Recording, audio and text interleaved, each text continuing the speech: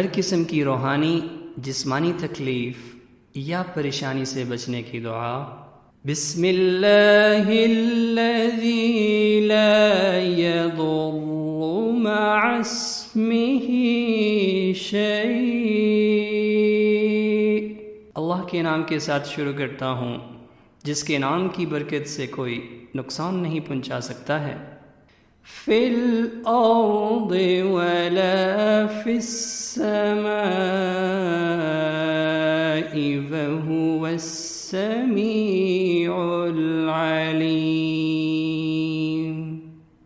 نہ تو زمین میں نہ ہی آسمان میں، اور وہ خوب سننے والا خوب جاننے والا ہے۔